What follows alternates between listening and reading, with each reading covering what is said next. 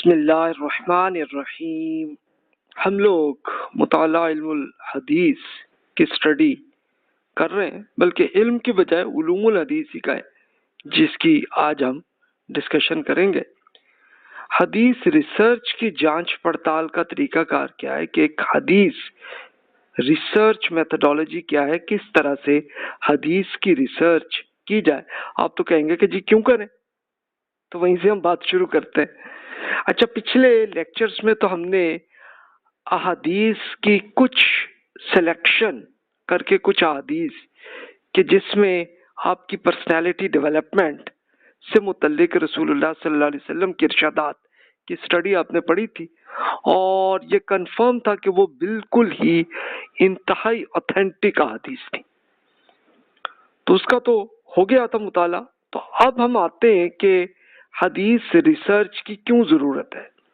ایک بار بس یاد کر لیجئے کہ علم الحدیث رسول اللہ صلی اللہ علیہ وسلم کے علم اور عمل کی ایک پریکٹس ہے کہ جس میں رسول اللہ صلی اللہ علیہ وسلم نے قرآن مجید اور سنت متواترہ تو ہزاروں لاکھوں افراد کو پورا سکھایا، اس میں اتفاق رہا اور آج تک ہے، وہ تو وہ ہے۔ لیکن رسول اللہ صلی اللہ علیہ وسلم نے جب لیکچرز ارشاد فرمائے، کچھ ارشادات، کسی صحابی سے کوئی بات ہوئی، ڈسکشن کی، کسی کا سوال آیا، جواب دیا، تو یہ ایک اس کی حیثیت یہ احادیث ہیں کہ جو رسول اللہ صلی اللہ علیہ وسلم کے علم اور عمل کی ہسٹری ہے۔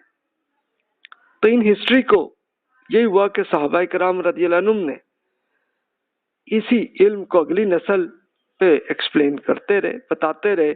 اچھا، اگلی نسل جو ہے وہ تابعین تھے، انہوں نے اگلی نسل کو، اور یہ سلسلہ چلتا رہا۔ اب یہ اراؤنڈ 70,000 کے قریب احادیث ہیں کہ جو اس وقت اویلیبل ہیں، شاید اس سے زیادہ ہوں گی، لیکن جو ہمیں اویلیبل ہوئی ہیں وہ 70,000 کے آس پاس اتنی ہیں، اور یہ مختلف شہروں دیہات میں یہ فروخت تھی۔ تو اب 133 ہجری میں جو 751 CE کا پیریڈ ہے، تو اس میں مسلمانوں میں ایک انفارمیشن ایج آئی، اور کیسے آئی کہ اس سے پہلے مسلمانوں کے ہاں پیپرز نہیں تھے۔ پیپرز وہ چائنا سے امپورٹ کرتے ہوتے تھے۔ کوئی بہت اہم قسم کی بک بنانی ہے تو اس کے لیے کوئی اسکالر پرچیز کر لیتے، اور رسول اللہ صلی اللہ علیہ وسلم نے بھی اسی طرح قرآن مجید کو لکھوا دیا تھا پورا جو ہے۔ اچھا، اب ہوتا یہی تھا کہ عام آدمی جو ہے کہ جس کو ایک علمی ذوق ہے، تو وہ جو کچھ ہوتا تو وہ ایک نوٹ کرنے کے لیے ایک ڈائری کے طور پہ کچھ پیپرز پرچیز کرتے، اس میں لکھ لیتے ہوتے تھے، تو بس اتنی تھی۔ لیکن اب 133 ہجری کے بعد مسلمانوں کو پیپر بنانے کی ٹیکنیک آ گئی۔ کیسے آئی تھی؟ یعنی اس کے لیے ایک دم تو نہیں ہوا ہوگا، اس کے لیے ایک جنگ ہوئی چائنا کی ایک ریاست کے ساتھ، مسلمانوں کی، کرغزستان کے علاقے میں، اور وہاں پہ جنگ میں مسلمانوں کو فتح ہوئی۔ تو اب وہ قیدی تھے، تو قیدیوں سے دیکھا کہ ان کو کاغذ آتا کہ بھئی اگر تم ہمیں وہ پیپر کا طریقہ میں اس کا سکھا دو تو ٹھیک ہے، ہم تمہیں فری میں تم کو آزاد کر دیتے ہیں۔ چائنا والے بڑے خوش ہوئے، انہوں نے کہا ٹھیک ہے جی، انہوں نے سکھایا اور وہ آزاد ہو کے چلے گئے۔ اب مسلمانوں نے آہستہ آہستہ فیکٹریز بننی شروع ہوئی، اور اب ظاہر ایک دن میں تو نہیں ہوگا، یہ اراؤنڈ 15-20 ایئرز میں اب پیپر آسانی سے اویلیبل ہوا۔ اس کے اندر پھر اسکالرز نے بکس لکھنی شروع کی۔ یہ 150 to 400 ہجری کا پیریڈ ہے، اس میں علم الحدیث کی بکس لکھی گئی۔ اچھا، اب اس میں ایک سائیڈ افیکٹ یہ آیا، اس سے پہلے ہی بلکہ تھا، کہ جعلی احادیث کا ایک فتنہ پیدا ہو گیا۔ یعنی ہوا کیا کہ مسلمانوں کے ہاں ایک سیاسی پارٹیاں بھی بن چکی تھیں، مذہبی فرقے بھی بن چکے تھے، اور مفاد پرستی بھی تھی لوگوں میں۔ تو انہوں نے ان کو ایک آسان طریقہ اپنے ایجنڈے کو پورا کرنے کے لیے طریقہ یہی بنا کہ انہوں نے رسول اللہ صلی اللہ علیہ وسلم کے بارے میں کوئی جعلی بات جو ہے وہ کر لی ہے۔ تو جی رسول اللہ صلی اللہ علیہ وسلم نے فرمایا اب سب لوگ محبت کرتے تھے تو وہ اگلے کی بات سے امپریس ہو جاتے اور ان کی پارٹی میں آ جاتے، یا اگر کوئی فائدہ اٹھانا ہے فائدہ اٹھا لیا چلو جی۔ تو اس طرح سے یہ جعلی حدیث کا فتنہ آیا۔ تو یہ جو اس وقت 70,000 کے قریب حدیث ہے، اس میں بہت ساری جعلی ہیں اور بہت ساری اوتھینٹک ہیں۔ تو اس لیے آپ کو جانچ پڑتال کا ایک پورا ایک علم مسلمانوں کے اسکالرز نے تیار کیا، جس کو ہم علم الحدیث، بلکہ میں علوم الحدیث کہہ لوں زیادہ اچھا ہے، کہ بہت سارے علم مسلمانوں کے آئے۔ تو یہ ہمارا آج کا ٹاپک ہے کہ کیسے کریں۔ پچھلے لیکچرز میں نے یہ تو پورا عرض کیا تھا نا کہ ہم لوگ علم الحدیث کے اندر پہلے تو منتخب حدیث کا کریں گے، وہ پچھلے لیکچر میں کمپلیٹ ہوا۔ آج ہمارا HS02 ماڈیول شروع ہم کر رہے ہیں، حدیث ریسرچ کیسے کرنی۔ تو یہ ہمارا ٹاپک ہے۔ تو آئیے میں تھوڑی ڈیٹیل سے آتا ہوں، تدوین حدیث کی پوری ہسٹری سے شیئر کروں تاکہ پورا بیک گراؤنڈ آپ کے سامنے آ جائے۔ اچھا، اب یہ عرض کر دوں کہ اگر آپ کا علمی ذوق نہیں ہے، بس آپ ایک عام اپنے دین پہ عمل کرنے کے لیے آپ حدیثیں پڑھنا چاہ رہے ہیں تو آپ پڑھ چکے 8 لیکچرز ہی آپ کے لیے کافی ہے، وہ آپ کی پرسنالٹی ڈیولپمنٹ کے لیے کافی ہے، وہ کر لیا، بس اس پہ عمل کریں، قرآن مجید پڑھیں، اس پہ آپ عمل کریں۔ اور اس وقت اوتھینٹک احادیث آپ جب پڑھنا چاہیں تو اس کے لیے میں نے ورز کیا کہ صحیح بخاری اور صحیح مسلم اور موطا، یہ 3 بکس بہت اوتھینٹک ترین ہے، پوری امت میں اتفاق ہے اس میں، تو بس وہی پڑھ لیں اور اس پہ آپ عمل کرتے چلے جائیں۔ That's it. جہاں کوئی سوال ہو کسی اسکالر سے پوچھ لیں، بات ختم، آپ کا کام ختم ہو گیا۔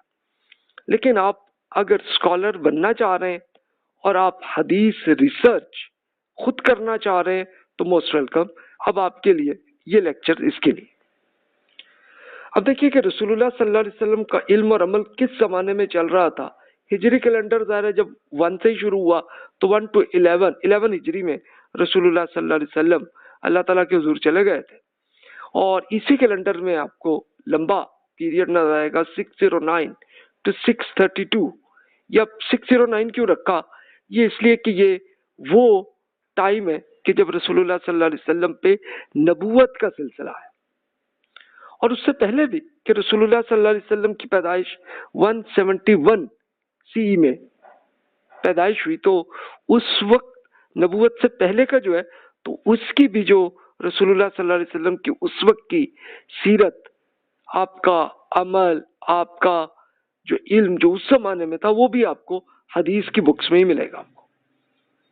اب رسول اللہ صلی اللہ علیہ وسلم نے تو یہ کیا کہ جو دین کا جو مین احکامات ہیں وہ قرآن مجید میں اللہ تعالیٰ نے بتا دیے، اور رسول اللہ صلی اللہ علیہ وسلم نے اس کو پریکٹیکلی کر کے لوگوں کو پورا بتایا، ایکسپلین کرتے رہے۔ اس کو سنت نبوی کہتے ہیں، اور الحمدللہ پوری امت میں اس میں کوئی اختلاف نہیں ہے کہ صحابہ کرام رضی اللہ عنہم رسول اللہ صلی اللہ علیہ وسلم کی زندگی میں ٹوٹل کوئی 1.25 لاکھ کے قریب صحابہ بنے، اور سب کو پورا ایکسپلین ہو گیا، کوئی اختلاف نہیں ہوا۔ انہوں نے اگلی نسل میں آیا تب بھی اختلاف نہیں ہے، اور آج تک نہیں ہے۔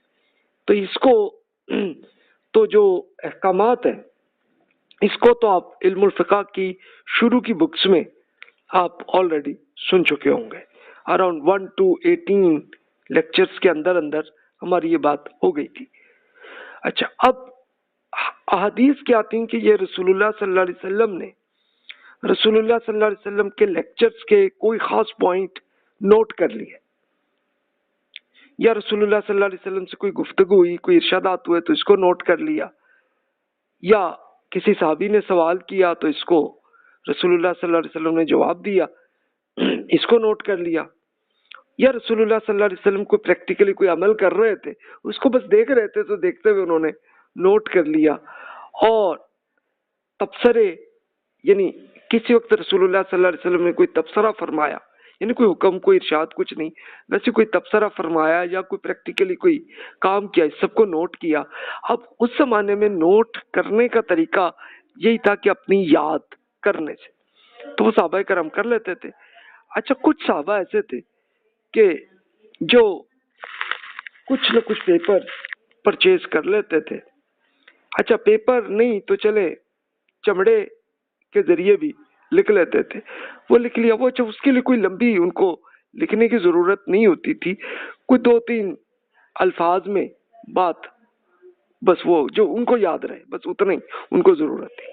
यानी जाहिर है कि उन्होंने स्टूडेंट्स को वो बुक नहीं देनी थी, वो तो अपने लिए एक अपनी, ये बिल्कुल आप अपनी एक अपने लिए एक डायरी आप अपने लिए बनाते हैं, तो उसमें जैसे आप अपने लिए कोई ना कोई लफ्ज आप नोट कर लेते हैं, अच्छा यार ये करना है, या ये एक अहम बात है, तो बस इतना सा आप वो कर लेते हैं। बहुत कहते हैं एक जुमला हो गया, इतना ही होता है ना। तो ये इस तरह से अहादीस ऐसे बनने लगी। अब सहाबा कराम रज़ियल्लाहु अन्हुम का पीरियड 11 हिजरी से लेके 100 हिजरी है। इसी कैलेंडर में आप देखें तो 632 टू 7119 है। अब सहाबा कराम तो इससे पहले भी थे कि रसूलुल्लाह सल्लल्लाहु अलैहि वसल्लम उस वक्त मौजूद थे, लेकिन अब रसूलुल्लाह सल्लल्लाहु अलैहि वसल्लम की रुखसती हो गई, अल्लाह ताला के हुजूर गए, तो उसके बाद का पीरियड है कि जिसमें सिर्फ सहाबा कराम ही थे। अब सहाबा कराम की हयात तैयबा नबवी के इल्म के जो तालीम है, इसको अगली नस्ल तक पहुंचाने लगे। एक तो कुरान वो एक्सप्लेन करते रहे, सुन्नत नबवी के रसूलुल्लाह सल्लल्लाहु अलैहि वसल्लम ने प्रैक्टिकली जो लोगों को कराया, एक्सप्लेन किया, वो किया मामला, उस सब को अगली नस्ल तक पहुंचाने लगे। और फिर इसी तरह रसूलुल्लाह सल्लल्लाहु अलैहि वसल्लम के लेक्चर्स, इरशादात या आपके जो जो भी नोट किया था सहाबा कराम ने, उन सबको भी अपने बच्चों को, अपने स्टूडेंट्स को करने लगे। अच्छा, स्टूडेंट ये भी हो सकते हैं कि वो रसूलुल्लाह सल्लल्लाहु अलैहि वसल्लम के ज़माने में वो थे, लेकिन वो मुख्तलिफ कबीलों में, मुख्तलिफ अलग मुल्कों के थे। जाहिर है कि वो रसूलुल्लाह सल्लल्लाहु अलैहि वसल्लम से मुलाकात नहीं हुई थी, तो अब वो ईमान लाए उसके बाद, तो वो सहाबा कराम उन्हीं को एक्सप्लेन करने लगे। उसके लिए तो सहाबा कराम रज़ियल्लाहु अन्हुम ने ये किया कि जहाँ जहाँ पे भी मुसलमान थे, तो हर शहर में, गांव में जा जा के वहां पे उनकी पूरी ट्रेनिंग करते रहे। तो ये सिलसिला जारी रहा। तो इसमें ज़ौक़, फहम और रुझान ने तबा और इनिशिएटिव, ये सहाबा कराम ही का, जिसके ज़ाहिर है कि हर सहाबी डिफरेंट थे, हर स्कॉलर तो नहीं थे, लेकिन कुछ थे कि जो स्कॉलर्स थे, तो उनमें जिसमें एक अपना एक ज़ौक़ था, तो वो ज़्यादा उन्होंने नोट किया, कुछ ने कम किया, और अपने रुझान तबा, अपने मसरूफ़ किस मामलात पे, इनिशिएटिव हर एक ने अपने हिसाब से खुद किया।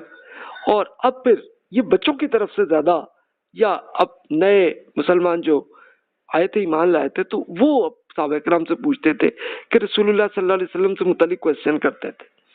अब जाहिर है कि बच्चों के पेरेंट्स, या अगर पेरेंट को नहीं पता तो वो अपने टीचर जो उस वक्त साहबा थे उनसे जाके पूछ लेना, पूछ के कर लेना। तो ये हदीस का फॉर्मेट ऐसे बनने लगा। अच्छा, जिसको जितना याद था वो याद हुआ, जिन्होंने नोट कर लिया अपनी डायरीज में, वो आ गई बात। अब डायरी की जो भी शक्ल हो, चाहे पेपर्स हो, चाहे चमड़े की शक्ल में हो, चाहे वो हड्डियों की तरह से हो, जैसे भी हो, वो जिसका जो भी था ऐसा आया। तो अब 1.25 लाख सहाबा कराम थे, तो इसमें से जो बड़े उलमा जिनका एक इल्मी ज़ौक़ सहाबा कराम को जिनमें था, तो इनमें ये शख्सियत है अबू हुरैरा, अब्दुल्ला बिन उमर बिन खत्ताब, अनस बिन मालिक, सैयदा आयशा, अब्दुल्ला बिन अब्बास, जाबिर बिन अब्दुल्ला, अबू सईद खुदरी, अब्दुल्ला बिन मसूद, अब्दुल्ला बिन अमर बिन आस, अली अल मुर्तज़ा, और फिर उमर बिन खत्ताब रदियल्लाहु अन्हु, कि इनमें ज्यादा एक इल्मी ज़ौक़ था, तो इसलिए अहदीस आपको इन साहबा से ज्यादा मिलेगी। अच्छा, इसके अलावा दीगर साहबा की भी कुछ मिलेंगी, लेकिन कम मिलेंगी, मिलेंगी सही लेकिन कम है। लेकिन ये चूंकि एक इल्मी और पढ़ा रहे होते थे, टीचर्स थे, तो इसलिए इनके यहाँ ज्यादा था। अच्छा, उमर रज़ियल्लाहु अन्हु का मैंने इसमें किया, लेकिन उनके यहाँ भी आपको कम मिलेगी, इसलिए कि इल्मी ज़ौक़ तो उनको था, तो वो प्रैक्टिकल नौयत के जो रसूलुल्लाह सल्लल्लाहु अलैहि वसल्लम से जो नोट किए वो भी उन्होंने भी बयान किए हैं, लेकिन बहुत ज्यादा आपको नहीं मिलेगा। तो वो है। लेकिन उनके अपने बेटे अब्दुल्ला बिन उमर बिन खत्ताब रज़ियल्लाहु तआला अन्हुमा, तो वो स्कॉलर, उनका इल्मी ज़ौक़ था, उन्होंने बहुत किया। इसी तरह अली रज़ियल्लाहु तआला अन्हु ने, उन्होंने जहाँ जहाँ जो लेक्चर्स इरशाद फरमाए, तो वो भी आपको मिल जाएंगे। سیدہ عائشہ رضی اللہ تعالیٰ عنہ وہ بہت زیادہ ان کی پوری زندگی ہی ایجوکیشن پہ ہی لگی، اور صرف خواتین تو پڑھتی تھیں، جو جو بھی سوال جس کو آ رہا ہے سوال جواب وہ چلتا تھا، لیکن پھر یہ ہوا کہ اگلی نسل کے بچے جو ہیں وہ سیدہ عائشہ رضی اللہ تعالیٰ عنہ سے پڑھتے رہے، ان کا وہ اس لیے حدیث سیدہ عائشہ سے بہت ہے۔ ابو ہریرہ رضی اللہ تعالیٰ عنہ کے ہاں ایک یہ معاملہ تھا کہ علمی ذوق تھا، حالانکہ وہ جب ایمان لائے تھے تو اس وقت رسول اللہ صلی اللہ علیہ وسلم کی زندگی کے بس 3 سال تھے، لیکن 3 سال میں انہوں نے اتنا نوٹ کیا، بہت لکھا انہوں نے، وہ لکھتے بہت تھے، اس لیے ان کی آپ کو بہت مل جائے گی۔ اب صحابہ کرام رضی اللہ عنہم کا احتیاط یہ تھی، کیونکہ رسول اللہ صلی اللہ علیہ وسلم نے یہ ایکسپلین کیا تھا کہ بھی میرے خلاف کوئی اگر جھوٹی بات کہی کسی نے تو وہ پھر جہنم کی وارننگ کر دی تھی رسول اللہ صلی اللہ علیہ وسلم، اس لیے صحابہ کرام احتیاط کرتے تھے۔ جیسے ابو بکر صدیق رضی اللہ عنہ نے بڑی احتیاط کی، عمر رضی اللہ عنہ نے بڑی احتیاط کی، ایک چیز جو بالکل 100% کلیئر ہو بس وہی بات ہی کرتے تھے، مزید نہیں انہوں نے کی۔ اور زیادہ تر وہ پھر ظاہر ہے کہ ایڈمنسٹریشن اور حکومت کے معاملات میں بہت زیادہ بزی رہے تو نہیں، لیکن جہاں جہاں لیکچرز انہوں نے کیے ہیں تو وہاں پہ جتنی ان کو یاد تھی اتنی انہوں نے وہ کر دی، کہ وہ بھی یاد تو اور بھی ہوگا، لیکن وہ احتیاط اس لیے کرتے تھے کہ یار کوئی ایسی غلطی نہ میں کر دوں کہ وہ رسول اللہ صلی اللہ علیہ وسلم کے بارے میں کوئی بات چلی جائے، تو بس یہ احتیاط ان کی تھی۔ اب اگلی نسل میں تابعین تھے کہ جو صحابہ کرام کے اسٹوڈنٹس تھے، اور اسٹوڈنٹس سے پھر آگے جا کے ان میں جو اسکالرز آئے، یہ ان کا پیریڈ 100 to 181 ہجری کہوں گا۔ اچھا 100 میں کیوں کہا کہ آخری صحابی کا انتقال 100 ہجری میں ہوا، ورنہ اس سے پہلے بھی بہت سے صحابہ کرام تو فوت ہوتے گئے تھے، تو آخری جو فوت ہوئے تھے اس لیے 100 سے میں کہہ رہا ہوں، ورنہ تابعین تو اس سے پہلے ہی وہ تھے کہ جو بھی وہ بھی ظاہر ہے کہ 100 سے پہلے ہی فوت ہو چکے ہوں گے تابعین، لیکن اب یہ وہ پیریڈ میں اس لیے 100 سے آنورڈ کہہ رہا ہوں کہ اب وہ کہ صرف صحابہ ہی تھے، اب کوئی صحابی نہیں، تو اس لیے میں نے اس پیریڈ کو ایسے نوٹ کیا، اور آخری صحابی 181 ہجری میں ان کا انتقال ہوا، تو اس لیے یہ پیریڈ میں نے اس کو ایسے کیا۔ اچھا اگلی نسل تبع تابعین کہتے ہیں کہ جو تابعین کے جو اسٹوڈنٹس ان میں جو اسکالر بنے وہ انہوں نے اگلی نسلوں میں آئے، تو یہ حدیث اسی طرح چلتی گئی۔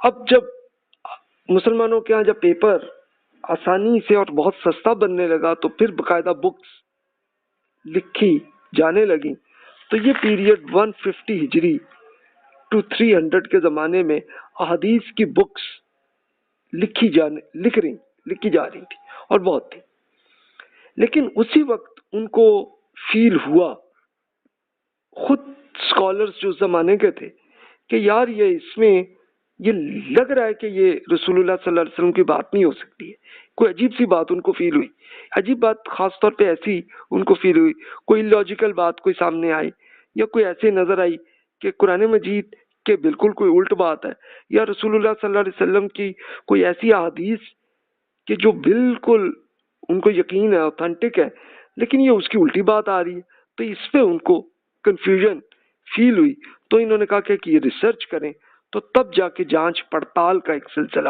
یہ بھی وہی 150 to 300 ہجری کے پیریڈ میں چلنے لگا سلسلہ، کہ یہ چیک کرنے کے لیے یار یہ اس کی کوئی رسول اللہ صلی اللہ علیہ وسلم کے باتوں میں کوئی جھوٹی بات یا جھوٹی نہ بھی ہو، غلطی ہو کسی بندے کی، یعنی نیت خراب نہیں لیکن غلطی ہوئی ہو تو یہ سامنے کلیئر آ جائے سامنے، تاکہ جتنی غلطیاں ہیں یا جتنے جھوٹ ہیں وہ سارے نکل جائیں۔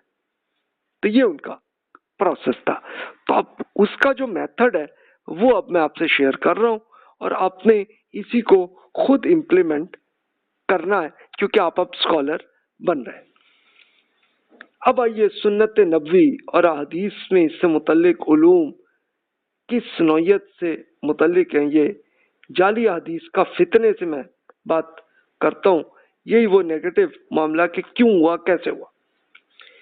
غیر مخلص لوگ تھے، یعنی جو ہو سکتے دین پہ ایمان نہیں لائے کیونکہ بظاہر مسلمان ہو گئے، انہوں نے جعلی حدیثیں تاکہ اسلام کا حلیہ بگاڑے۔ اچھا وہ کیوں تھا سلسلہ، یعنی ظاہر ہے کہ وہ مسلمان نہیں تھے لیکن مسلمانوں کی حکومت بن گئی تھی آپ کا کرغیزستان سے لے کے اسپین تک. تو اس میں بہت سے لوگ اچھا وہ کیوں اس لیے کہ دیکھ رہے ہیں کہ یار اسلام میں بڑا عروج ہے، یار اس کو ختم کریں. اچھا یہ حسد سے ہی آیا. اچھا یہ پریکٹیکلی آپ نے وہ بھی دیکھا ہی ہوگا کہ ہم لوگ بھی جب مغلوبیت میں رہے ہیں یورپینز کے، آج کل امریکنز اور چائنیز کے، تو ہمارے ہاں بھی بہت سارے بھائی بہنوں کے یہاں حسد آ رہا ہوگا امریکہ، یورپ اور چائنا کے اگینسٹ. تو کچھ نہ کچھ منفی آپ کو جملے بہت کچھ آپ کو نظر آئیں گے، آپ لوگوں کی بکس میں بھی، آرٹیکلز میں بھی، لیکچرز میں بھی آپ نے سن لیے ہوں گے. تو سیم ایسے ہی ایسے لوگ کے جو بظاہر تو مسلمان ہو گئے تھے لیکن اندر سے وہ چاہتے تھے کہ اسلام کی شکل خراب ہو جائے، اس کے لیے جعلی حدیثیں آئیں. پھر ایک سیاسی پروپیگنڈا اس کے لیے ضرورت پڑی. یعنی کیوں ضرورت پڑی کہ اب ان کو یعنی جو لوگ اب وہ چاہے کہنے کو ایمان لا چکے، بظاہر مسلمان ہو گئے، ہو سکتا ہے مخلص بھی ہو گئے ہو، لیکن اب وہ آتا تھا ایجنڈا کہ یار کسی طرح ہماری جو پارٹی ہے نا یہ حکومت پہ قبضہ کر لے. جیسے آج کل بھی ہوتے ہیں مسلمانوں کے یہاں بہت ساری سیاسی پارٹیاں یہ کرتی ہیں، تو اس زمانے میں بھی تھا. تو وہ پھر پروپیگنڈے کے لیے آسان طریقہ یہ نکلا کہ وہ رسول اللہ صلی اللہ علیہ وسلم کے نام پہ کوئی بات اپنا ایجنڈا وہ کر دینا اور تاکہ لوگ ان کی پارٹی میں آ جائیں. ایک یہ طریقہ ہے. اب فرقہ واریت اس زمانے میں بن گئی لیکن اس کا زیادہ تر سیاسی فرقے ہی تھے، لیکن آہستہ آہستہ پھر سٹیپ بائی سٹیپ ان کے اپنے اپنے ایجنڈا اور اس کے ساتھ ساتھ نئے نئے آئیڈیاز بھی آتے چلے گئے. تو وہاں پہ بھی پھر پروپیگنڈا چلنے لگا سلسلہ، وہ بھی اب رسول اللہ صلی اللہ علیہ وسلم کے نام سے ہی وہ چلانے لگے تاکہ لوگ ان سے جناب مرید ہوتے چلے جائیں. اچھا دنیا پرستی کے لیے بھی لوگوں نے یہ حرکتیں کی، یعنی حکومت میں اپنی پروموشن کے لیے مثال کے طور پر دیکھا کہ جناب یہ بادشاہ کو جناب اگر بادشاہ کو یہ چیز بڑی پسند ہے تو اب وہی بات جناب اسی کے بارے میں وہ رسول اللہ صلی اللہ علیہ وسلم کے نام پہ جناب وہ کر لی، بادشاہ کے منہ پہ جا کے کہہ دی، بادشاہ تو جناب خوش ہو گیا، خوش ہوا چلو جی اس کی پروموشن دے دی. اس طرح کی حرکتیں. مریدوں کی تعداد کا اضافہ کرنے کے لیے یہ وہی پروپیگنڈے کا ہی طریقہ تھا کہ جناب پروپیگنڈا کیا لوگ تاکہ میرے اور جناب سٹوڈنٹ جو ہے نا وہ میرے بالکل ذہنی طور پہ میرے غلام بن کر رہے. مارکیٹنگ کا ایک یہ طریقہ بھی لوگوں نے ایجاد کیا کہ یار یہ جو پروڈکٹ ہے میری، یہ پروڈکٹ جو ہے نا اس کی سیل اچھی ہو، چلو جی اس کو یہ بتا دیا یہ تو رسول اللہ صلی اللہ علیہ وسلم کو بڑی پسند تھی تو لوگوں نے ان سے خریدنے لگی چیزیں. اس طرح کی حرکتیں بھی لوگوں نے کی. اور نامعقول افراد جو ہیں کچھ ایسے بھی تھے کہ جو تھے تو دینداری اور ایک تبلیغی مشن کے طور پر چلنے لگے، تو ان کو بھی آیا کہ یار یہ ہے تو نیکی، تو چلو اگر میں رسول اللہ صلی اللہ علیہ وسلم کے نام پہ کر دوں تو لوگ وہ نیکیاں کر لیں گے. تو وہ آئے. تب میں ایک مسلم بن حجاج صاحب رحمۃ اللہ علیہ جو حدیث ریسرچ کے سب سے ٹاپ لوگوں میں سے ایک اسکالر ہیں، ان کے ارشادات کا ترجمہ میں عرض کر دیتا ہوں. انہوں نے اپنا ایکسپیرینس شیئر کیا اور ان سے پہلے کے اسکالرس کا بھی ایکسپیرینس انہوں نے شیئر کیا. تو وہ فرماتے ہیں کہ زکوان ایک پرانے اسکالر تھے، تو وہ کہتے ہیں کہ میں نے مدینہ میں ایسے 100 آدمی دیکھے ہیں جو نیک سیرت تھے مگر انہیں روایت حدیث کا اہل نہیں سمجھا جاتا تھا اور ان کی بیان کردہ حدیث قبول نہیں کی جاتی تھی. کیوں؟ کہنے کو تو بڑے نیک لوگ تھے، بڑی نیکیاں کرتے تھے، لیکن وہ کوئی احتیاط نہیں کرتے تھے کہ صرف اوتھینٹک حدیث کی بات ہی کروں، وہ جو بھی سنی جناب کہہ دی، تو اس لیے ان کو کرتے تھے. اچھا اس طرح عبداللہ بن مبارک ایک بہت بڑے اسکالر یا پہلی صدی کے ہی اسکالرز ہیں، اور کچھ چلیں اب کہہ لیں کہ دوسری صدی میں انتقال ہوا تو لیکن پہلی دوسری صدی کے اسکالرز ہیں. وہ بیان کرتے ہیں اسناد دے حدیث امور دینی میں سے، یعنی اب حدیث کیا ہے کہ رسول اللہ صلی اللہ علیہ وسلم کے ارشادات اور عمل ہے نا، تو وہ دین کے ہوں گے احکامات. لیکن اگر اسناد کا مطلب سند کیا ہے؟ اب سند میں آپ سے ایکسپلین کرتا ہوں. ابھی یہ نہ ہوتی تو آدمی جو چاہتا وہ کہہ دیتا. اب اسناد کیا ہے کہ جناب جو بندہ آپ کو آ کے حدیث بیان کر رہا ہے تو آپ پوچھئے کہ سر آپ نے کس سے سنا، اور جس بندے سے اس نے کس سے سنا اور اس نے کس سے سنا، اور وہاں سے لے کے یہ پورا نام آ جائے یہ بندے کون ہیں کہ جن کے ذریعے سے رسول اللہ صلی اللہ علیہ وسلم سے متعلق کوئی ارشاد وہ ہم تک پہنچا ہے. یہ ہے سند. تو اسناد جمع ہے. تو یہ پوری اگر سند نہ ہوتی تو آدمی جو ہو جائے اپنے منہ سے بنا دیتا اور رسول اللہ صلی اللہ علیہ وسلم کے نام پہ کہہ دیتا. تو جس مجلس میں میری موجودگی میں عباد بن کثیر، انہوں نے یہ صاحب کا ذکر کیا، عباد بن کثیر کا، کہ جو ایک ان کا ذکر آتا تو میں ان کی دینداری کی تعریف کرتا، لیکن یہ بھی کہتا بھائی ان کی بیان کردہ حدیث کو قبول نہ کریں. اچھا کیوں انہوں نے کیا کہ یہ عباد بن کثیر بھی کوئی بڑے نیک آدمی تھے، لیکن احادیث کی وہ کوئی احتیاط نہیں کرتے تھے. بس جس آدمی کے منہ سے جو آئی وہ بھی سن لیتے ہوں گے. اچھا پھر ایک اور اسی زمانے کے اسکالر یحییٰ بن سعید القطان کہتے ہیں کہ میں نے نیک لوگوں سے بڑھ کر کسی جھوٹی حدیث بیان کرتے نہیں دیکھا. یعنی کیوں؟ اس لیے کہ اگلوں نے کوئی احتیاط ہی نہیں کی، اور جو جہان کی جھوٹی کوئی حدیث بھی پہنچی، کوئی فراڈ بھی آیا، وہ لے کے جناب پھر انہوں نے بیان کرنا شروع کر دی.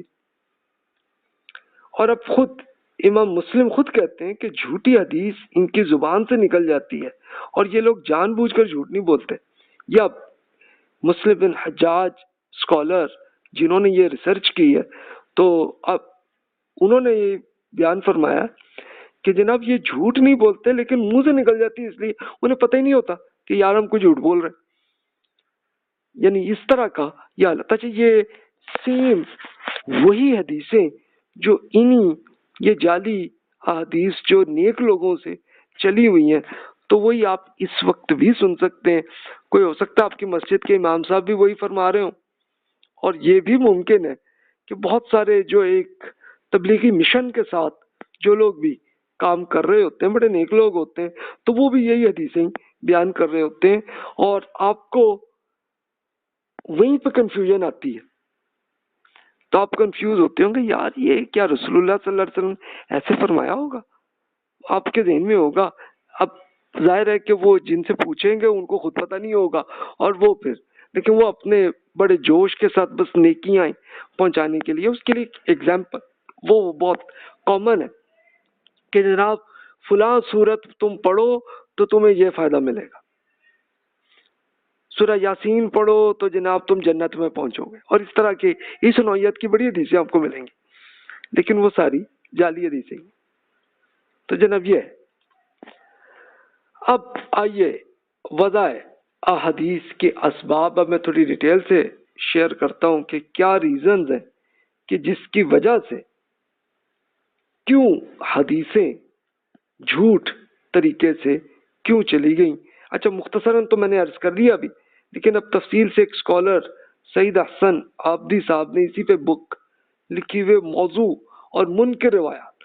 موضوع کا مطلب موضوع یعنی جعلی، اور منکر کا مطلب ہے بڑی عجیب سی نامعقول قسم کی چیزیں. تو وہ پوری انالیسس کر کے وہ بیان کرتے ہیں کہ پچھلے آسمانی مذاہب کی طرح اسلام کے دشمن بھی حضور صلی اللہ علیہ وسلم کے زمانے ہی میں سے مسلمانوں میں کچھ گمراہ کن افکار داخل کرنے کی کوشش میں تھے. خلافت راشدہ کے دور میں انہیں اس کا موقع نہ مل سکا، بعد کے ادوار میں انہیں اس کا موقع میسر ہو گیا. ان لوگوں کے لیے یہ تو ممکن ہی نہیں تھا کہ اپنی طرف سے قرآن مجید یا سنت متواترہ میں کوئی اضافہ کر سکتے. سنت متواترہ کیا کہ وہ رسول اللہ صلی اللہ علیہ وسلم نے پریکٹیکلی ہزاروں صحابہ کو سکھایا پریکٹیکلی اور عمل بھی کروایا ان سے، اور اس میں کوئی اختلاف نہیں پوری امت میں. تو اس میں کوئی اب ظاہر ہے کوئی وہ رستہ ہی نہیں تھا نا لوگوں کو کہ اس کو وہاں پہ کچھ نہ کچھ فراڈ کر سکیں، وہاں نہیں کر سکتے تھے کیونکہ ان کو کروڑوں مسلمان اپنی قولی اور فعلی تواتر سے آگے منتقل کر رہے تھے. تواتر کا مطلب کہ ہزاروں ہر ٹائم میں لوگ، ہر شہر میں، ہر گاؤں میں ایسے لوگ وہ ایسے ہی عمل کر رہے ہیں، اس لیے وہاں تو کچھ نہیں ہو سکتا۔ البتہ حدیث کے میدان میں ان کے لیے کسی حد تک گنجائش موجود تھی، چنانچہ اپنے افکار کو پھیلانے کے لیے انہوں نے حدیثیں گھڑنے کا کام شروع کیا۔ اب اس کے لیے ایک جعلی آدمی، اس کا وہ ذکر کرتے ہیں، ابن ابی العوجہ نامی حدیثیں ایجاد کرنے والے ایک شخص کو بصرہ یعنی عراق کے گورنر محمد بن سلیمان بن علی کے پاس لایا گیا۔ تو اس بندے نے پھر اعتراض بھی کر لیا۔ اب دیکھیے کہ وہ ایک عدالت کی شکل میں وہ آ گیا، اور جب وہ پورے اگلے سے کوشچن آنسر کیے ہوں گے تو پھر کہا اگلے نے، میں نے تم لوگوں میں 4000 جعلی حدیث پھیلا دی ہیں، جن میں سے میں نے حلال کو حرام اور حرام کو حلال کر دیا۔ تو پھر گورنر نے کہا کہ بھی جواب میں کہا کہ ٹھیک ہے بھائی، محدثین انہیں چھانٹ کر الگ کر لیں گے، یعنی کون سے اوتھینٹک ہیں کون سی جعلی ہیں، اس کو وہ الگ کر لیں گے انشاءاللہ۔ کوئی بات نہیں، تم نے اگر اتنا کر لی حرکت، انہوں نے جو سزا دینی ہوگی دے دی ہوگی اس ابن ابی العوجہ کی، تو وہ تو اب مجھے نہیں پتا اس کا کیا ان کو سزا دی، لیکن بہرحال اگلے نے بتا دیا کہ دیکھو میں نہیں کیا، یہ اپنے جرم کا اعتراف کر لیا۔ اب دوسری بات پھر مزید بتاتے ہیں، اس دور تک امت میں سیاسی گروہ بندی بھی اپنے عروج پہ پہنچ گئی تھی۔ ہر دھڑے کے کم علم اور کم فہم افراد نے اپنی اپنی پسندیدہ شخصیات کی فضائل اور ناپسندیدہ شخصیات کی مذمت میں جعلی حدیثیں گھڑی اور انہیں بیان کرنا شروع کر دیا۔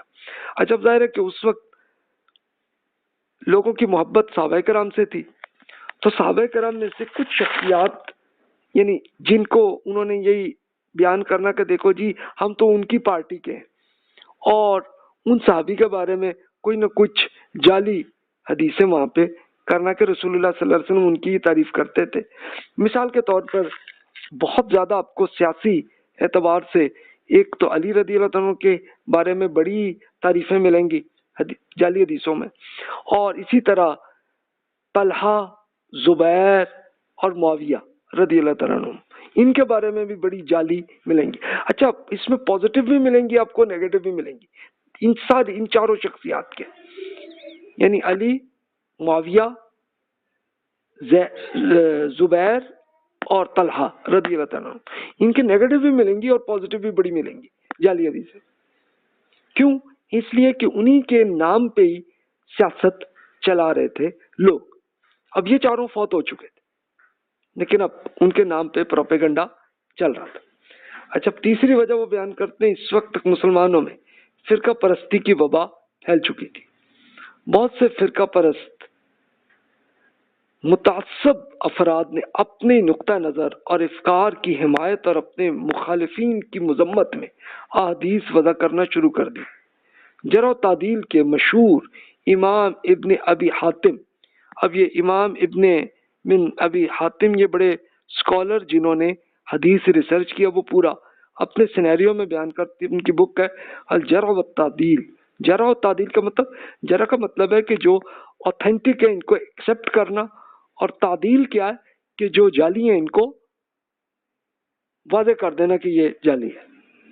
یہ علم ہے، اس کی بک ہے، اس میں فرماتے ہیں کہ ایسے ہی ایک صاحب جو احادیث گھڑا کرتے تھے اور بعد میں اس مذموم عمل سے توبہ کر چکے تھے، تو ان کا یہ قول ہے، انہوں نے خود بیان کیا اپنے جرم کا، کہ اس بات پر نگاہ رکھو کہ تم اپنا دین کن لوگوں سے اخذ کر رہے ہو۔ ہمارا یہ حال رہا ہے کہ جب ہمیں کوئی چیز پسند آتی تو اسی کے لیے حدیث گھڑ لیا کرتے تھے۔ تو یہ صاحب کرتے رہے حرکتیں، پھر بعد میں جب توبہ کی یاد آیا یار ہم بہت غلط حرکت کر رہے ہیں، تو تب انہوں نے اعتراف کرتے ہوئے کر لیا۔ تو جناب اب آپ خود فیصلہ خود کر سکتے ہیں کہ کس نوعیت کا ہے۔ اچھا پھر اب اگلا دیکھتے ہیں کہ مزید اور کیا کیا طریقے ہیں۔ یہ مقدمہ صحیح مسلم یعنی مسلم اسکالر نے جو ریسرچ کیے تو انہوں نے انہی کے ارشادات، لیکن یہ لکھے یہ اسی ڈاکٹر سعید احسن عابدی صاحب نے اس کی پوری ڈیٹیل بیان کی ہے۔ تو مزید دیکھیے۔ اچھا جی، اب یہ دیکھتے ہیں مزید کیا کیا فراڈ کے اور کیا ریزنز تھیں۔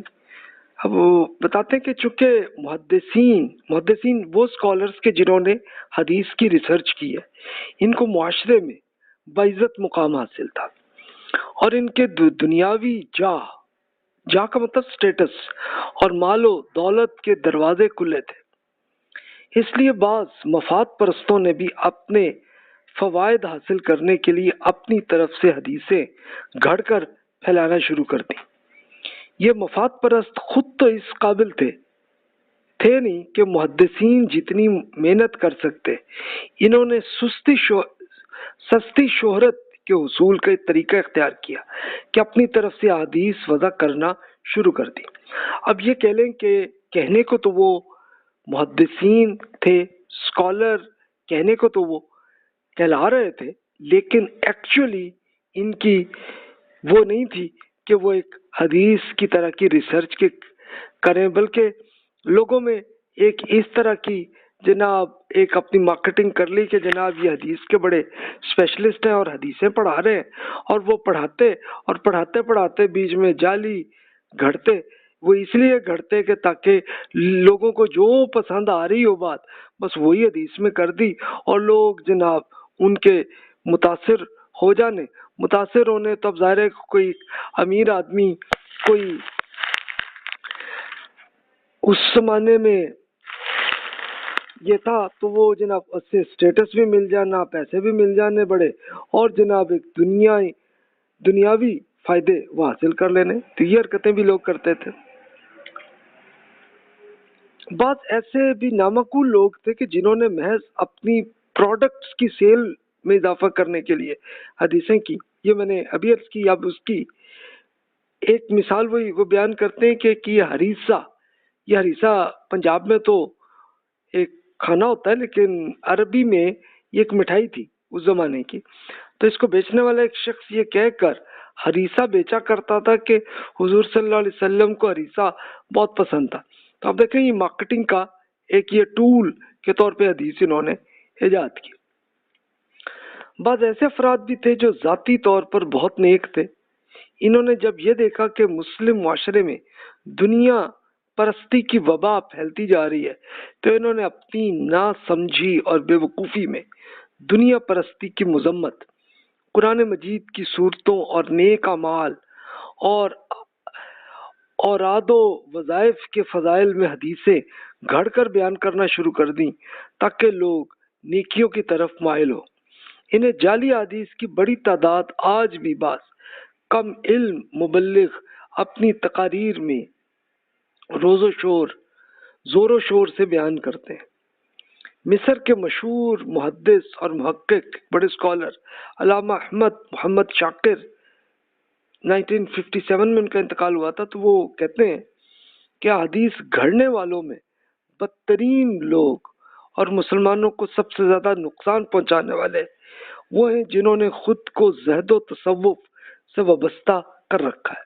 یہ لوگ نیکی کے اجر اور برائیوں کے برے انجام سے متعلق احادیث وضع کا مطلب ایجاد کر کے ان میں کوئی مذائقہ نہیں سمجھتے، بلکہ اس خود فریبی میں مبتلا ہیں کہ اپنے اس عمل کے ذریعے سے اللہ تعالیٰ سے اجر پائیں گے۔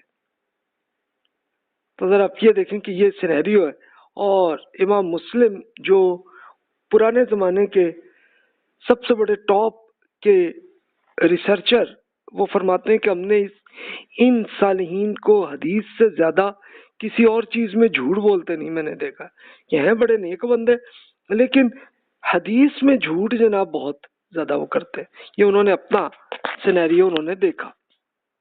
تو آپ امیجن کریں، تو آپ جناب اس طرح کے فراڈ آپ کو آج بھی نظر آئیں گے بہت سارے۔ میں نے جیسے عرض کیا کہ آپ کی مسجد میں امام صاحب بھی کوئی ایسی جعلی حدیث سنا رہے ہوں گے آپ کو، کوئی بہت ایسے نیکیاں پھیلانے کے لیے جو نکلتے ہیں تو وہ تقریر فرما رہے ہوں گے، یہ تقریر نہ بھی فرما رہے ہوں، محض گفتگو میں ہی ارشاد فرما دیں اور اس میں کوئی نہ کوئی جعلی حدیث بیان کرتے ہیں۔ اور یہ ریالٹی ہے جو میرا تجربہ ہے کہ ان بیچاروں کو یہ نہیں ہے کہ وہ کوئی جان بوجھ کے جعلی حدیث کر رہے ہیں، بلکہ ان کو پتہ ہی نہیں ہے، وہ سمجھتے ہیں بڑی اتھینٹک حدیث ہے اور ایکچولی وہ ہوتی جعلی حدیث ہے، لیکن اس میں بڑی وہ کر رہتے ہیں کہ جناب یہ کرو گے تو یہ فائدہ ہوگا، یہ سورت پڑھو گے تو تمہیں یہ فائدہ ہوگا، یہ نفل پڑھو گے تو تمہیں یہ فائدہ ہوگا۔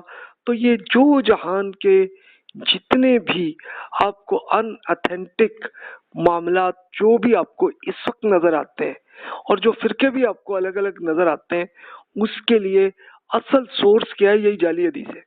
وہیں سے مسلمانوں کے فرقے الگ ہوئے، الگ ہو کے لڑائی جھگڑے بھی ہوئے، اور پھر اب سے کچھ عرصہ پہلے ہی یہ ہوا کہ ایک دوسرے کو قتل بھی کرنے لگے، مسجدیں بھی جناب بم وہاں پہ اڑانے لگے، اور یہ سلسلہ اصل ریزن یہ ہے۔ اور دنیاوی اعتبار سے جیسے عرض کیا، اس کے لیے مجھے وہ یاد آیا، میرے ایک کیمسٹری کے اسکالر میرے استاد جو ہیں، انہوں نے ارشاد فرمایا، تو میں وہ آپ سے شیئر کر دیتا ہوں۔ کہتے بھی تم کیمسٹری پڑھ رہے ہو تو اب یہ حرکت نہ کرنا کہ تم چلے جاؤ اور کئی دیہاتی علاقوں میں جا کے وہاں پہ، اب وہ ظاہر بیچارے ان پڑھ ہوتے ہیں، ان کو اتنا پتہ نہیں ہوتا، اور وہ وہاں پہ جا کے تم جناب کہو کہ دیکھو میرے پاس بہت بڑی کرامت ہے، میرے پاس بڑا معجزہ تمہیں دکھا سکتا ہوں، اور معجزہ کیا دکھائے کہ جناب ایک کیمیکل دوسرے کیمیکل میں ڈالے اور وہ جناب نگل کے جناب ایک دم بہت پھیل جاتا ہے۔ کہتا دیکھو جی یہ پانی ہے، پانی کو میں یہ بھی کر لیتا ہوں، تو کرتا ہوں تو اگلے آپ کے مرید بن جائیں اور وہاں سے تم وہ پیسے کماؤ، یہ فراڈ نہ کرنا۔ تو استاد صاحب یہ اس طرح کی مثال انہوں نے کی، تو دیکھیں کہ دنیا پرستی میں آج کل لوگ یہ کر رہے ہیں، اور اس کی کوئی ایک مثال نہیں، ہزاروں مثالیں خود یوٹیوب میں آپ کو ملے گی، فیس بک میں آپ کو ملے گی، بڑی بڑی مثالیں، اور بہت کچھ، ایون میڈیسن کے بارے میں بڑی بڑی کہانیاں آپ کو وہاں پہ بھی نظر آئیں گی، اور پھر اس کے ساتھ کھانے سے متعلق بھی بہت کچھ بھی آپ کو ملیں گی۔ اچھا اب وہ چلو شکر اللہ کا کہ آج کل جعلی حدیثیں نہیں کرتے، وہ اپنی بڑی جناب سائنس کے طریقے سے ہی اپنا کر رہے ہیں، کیونکہ لوگ آج کل سائنس میں متاثر ہیں تو وہ اس لیے ایسے کر رہے تھے۔ لیکن اس زمانے میں یعنی جو دوسری تیسری ہجری کا جو پیریڈ ہے، جس کو آپ کہہ لیجئے کہ اراؤنڈ 700 to 900 سی کا پیریڈ ہے، اس میں لوگ یہ حرکتیں حدیث کے ذریعے یہ کرتے تھے۔ تو جناب یہ صورتحال ہے۔ اب آئیے جعلی اور قابل اعتماد حدیث کی ریسرچ کا طریقہ کیا کریں۔ اب آپ کے ظاہر ہے یہ آئے گا نا، آپ حل کیا کریں۔ اس کے لیے پہلے تو مختصراً عرض کرتا ہوں، اگلے لیکچر میں آپ سے تفصیل سے اس کا میتھڈ شیئر کروں گا۔ اس کے دو طریقے ہوتے ہیں، ایک درایت اور دوسری ورایت۔